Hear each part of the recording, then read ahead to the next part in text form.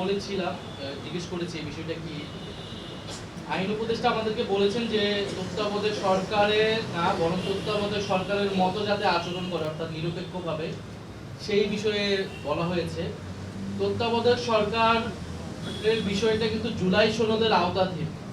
সেই বিষয়ে ঐকমত্য কমিশনে আলোচনা হয়েছে তত্ত্বাবধায়ক সরকার কিভাবে গঠিত হবে এবং কোন প্রক্রিয়ায় গঠিত হবে, সেখানে নোট অফ ডিসেন্টের বিষয়টা আছে। ফলে তত্ত্বাবধায়ক সরকার জুলাই সনদে আসবে, গণভোটের পরে এই বিষয়ে আসলে চূড়ান্ত হওয়া সম্ভব। এর আগে তত্ত্বাবধায়ক সরকার যাওয়ার কোনো ধরনের আসলে সুযোগ নেই। ফলে এই কথা যদি বলে থাকে যারা, তাদের কোনো ধরনের দুরভিসন্ধি রয়েছে। আমরা ডক্টর মোহাম্মদ ইউনূস বা এই উপদেষ্টা পরিষদ, আমরা মনে করি যে তারা সংস্কার বিচার প্রক্রিয়ার মাধ্যমে নির্বাচন করাটা তাদের দায়িত্ব। সেই কমিটমেন্ট নিয়েই তারা কিন্তু সরকার গঠন করেছে। তবে তাদের বিরুদ্ধে যে অভিযোগগুলো আছে, সেই অভিযোগগুলো যাতে তারা বিবেচনা করে নিজেদেরকে পুনর্গঠন করে নেয়, উপদেষ্টা পরিষদের দক্ষতা যাতে বৃদ্ধি করা হয়, সে বিষয়ে আমরা বলেছি। ছাত্র উপদেষ্টাদের বিষয়ে যেটা বারবার বলা হয়, তারা কোনো দলের প্রতিনিধি হিসেবে কিন্তু সরকারে নেই, গণ অভ্যুত্থানের প্রতিনিধি হিসেবে সরকারে রয়েছে। ফলে অন্য উপদেষ্টারা যেরকম, ছাত্র উপদেষ্টারাও সেরকম। ছাত্র উপদেষ্টাকে যদি কোনো নির্দিষ্ট দলের প্রতিনিধি বা সংশ্লিষ্ট হিসেবে দেখা হয়, অন্য অনেক উপদেষ্টাদেরও বিভিন্ন দলের সাথে সংশ্লিষ্ট রয়েছে, রাজনৈতিক সাবেক ব্যাকগ্রাউন্ড রয়েছে। ফলে সেই বিষয়গুলোও সরকারকে বিবেচনা করতে হবে, কারণ সরকার যখন গঠিত হয়েছিল বিভিন্ন দলের রেফারেন্সে কিন্তু এই উপদেষ্টা পরিষদ গঠিত হয়েছে এবং তারা এই সরকারের ঠাঁই পেয়েছে। ফলে উপদেষ্টা পরিষদ পুনর্গঠন করতে হলে শুধু ছাত্র উপদেষ্টা নয়, অন্য যে উপদেষ্টাগুলো রয়েছে, আমরা প্রধান উপদেষ্টার কাছে সেই নামগুলো আমরা বলেছি যে কারা কারা কোন কোন দলের সাথে সংশ্লিষ্টতা রয়েছে বা প্রশাসনের ভাগ বাটোয়ারার সাথে জড়িত আছে। ফলে সার্বিকভাবে এটা বিবেচনা করতে হবে। আর এই তো নাইট ভাই, শাপলা প্রতীক ব্যাপারে আপনাদের কোনো আলোচনা হয়েছে কিনা? শাপলা প্রতীকের ব্যাপারে প্রধান উপদেষ্টার সাথে আপনাদের কোনো আলোচনা হয়েছে কিনা? আমরা নির্বাচন কমিশনের ব্যাপারে অ্যাজ এ হোল আলোচনা করেছি, যে আমরা নিবন্ধন পাওয়া থেকে শুরু করে এবং জাতীয় লীগ নামে যে আরেকটা দলকে নিবন্ধন দেওয়া হলো, এবং শাপলা প্রতীক নিয়ে আমাদের সাথে কিরকম আচরণ করা হচ্ছে, এবং ইশরাক হোসেনের মামলায় নির্বাচন কমিশনের যে অবস্থান ছিল, এবং নির্বাচন কমিশন যে নিয়োগ, কোন আগের আইনে যে নিয়োগ হয়েছে, ফলে পুরো প্রসেসে নির্বাচন কমিশনের যেই কার্যক্রম এবং প্রশ্নবিদ্ধ হয়েছে, যে সেই বিষয়টা আমরা তুলে ধরেছি। নির্বাচন তো খুবই অল্প সময় এখন বাকি আছে, কিন্তু যদি শাপলা প্রতীক না দেওয়া হয় সেক্ষেত্রে আপনারা নির্বাচনে অংশগ্রহণ করবেন কিনা?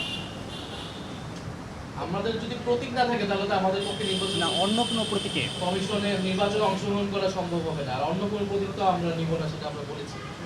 আমরা বলেছি নির্বাচন শাপলা কেন আমরা পাবো না, তার আইনি সাংবিধানিক ব্যাখ্যা আমাদের দিলে তখন আমরা অন্য প্রতীকের বিষয়ে বিবেচনা করব। তার আগ পর্যন্ত সেটা যদি নির্বাচন কমিশন না দেয়, তার মানে সেটা শুধু প্রতীকের ইস্যু না, এটা নির্বাচন কমিশনের নিরপেক্ষতার প্রশ্ন, নির্বাচন কমিশন ন্যায় বিচার করছে কিনা একটা দলের সাথে, সেটার প্রশ্ন। ফলে যেই নির্বাচন কমিশন আমাদের নিবন্ধন এবং প্রতীক বিষয়ে আমাদের সাথে ন্যায় বিচার করে না, তার অধীনে নির্বাচনে গিয়ে আমরা নিরপেক্ষতা এবং ন্যায় বিচার পাবো, সঠিক ফলাফল পাবো, সেটাও তো আমরা বিশ্বাস করতে পারছি না। তত্ত্বাবধায়ক সরকারের যে দাবিটা করছে, এর পিছনে দুর্বিসন্ধি দেখছেন আপনি, একটু বলবেন বিষয়টা কি? তত্ত্বাবধায়ক সরকারের যে দাবিটা করা হচ্ছে, এর পিছনে আপনি দুর্বিসন্ধি দেখছেন, এটা একটু ব্যাখ্যা করবেন। আমরা মনে করি যে অবশ্যই এই উপদেষ্টা পরিষদের নিরপেক্ষ এবং দক্ষতা নিশ্চিত করা লাগবে একটি সুষ্ঠু নির্বাচনের জন্য, সেটা সেই দাবির সাথে আমাদের ভিন্নমত নেই। কিন্তু এই উপদেষ্টা পরিষদ পুরো পরিবর্তন করে তত্ত্বাবধায়ক সরকার নিয়ে আসায় এইটার আসলে সুযোগও নেই আইনগতভাবে, কারণ তত্ত্বাবধায়ক সরকারের বিষয়টাই পুরো জুলাই সনদের অধীনে আওতাভুক্ত আছে। যদি তত্ত্বাবধায়ক সরকার আপনি গণভোটের আগেই সেটাকে বাস্তবায়ন করতে চান, তাহলে নির্বাচন কমিশনও পুনর্গঠন করতে হবে জুলাই সনদের আইন অনুযায়ী বা সেখানকার ঐক্যমত অনুযায়ী। ফলে এই বিষয়গুলো আসলে যারা বলতেছে, তারা কোন বিবেচনায় বলতেছে, কোন উদ্দেশ্য নিয়ে বলতেছে, এটা আসলে সন্দেহজনক। প্রধান উপদেষ্টা জুলাই সনদ বাস্তবায়ন আদেশে জারি করার জন্য যে স্বাক্ষর, এই বিষয়টা একটু ক্লিয়ার করে, কারণ প্রধান উপদেষ্টা যেহেতু রাষ্ট্রপতির অধ্যাদেশ দিয়ে সবকিছু পরিচালিত হচ্ছে। আমরা এটা স্পষ্ট করেছি যে জুলাই সনদের সাংবিধানিক আদেশ সেটা বিদ্যমান সংবিধানের অধীনে সম্ভব নয়, সেটা প্রেসিডেন্টই দিক অথবা প্রধান উপদেষ্টাই দিক। বিদ্যমান সংবিধানের অধীনে এরকম কোনো ধারা নেই, কোনো সুযোগ নেই।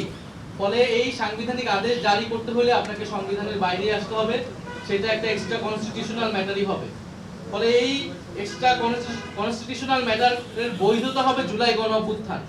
জুলাই গণ অভ্যুত্থানে জনগণের যে সার্বভৌম ক্ষমতা এসেছিল তার ভিত্তিতেই জনগণ সংস্কার এবং পরিবর্তন চেয়েছে এবং সেই অনুযায়ী এই সাংবিধানিক আদেশ জারি করা হবে। ফলে এই সাংবিধানিক আদেশ জারি করতে হলে প্রেসিডেন্ট চুপুর জুলাই গণ অভ্যুত্থানের কোনো বৈধতা নেই, বরং তার আগের আমলের ফ্যাসিস্ট আমলের নিয়োগকৃত রাষ্ট্রপতি তিনি। এই বৈধতা একমাত্র এই মুহূর্তে সরকারের ভিতরে ডক্টর মোহাম্মদ ইউনূসের আছেন।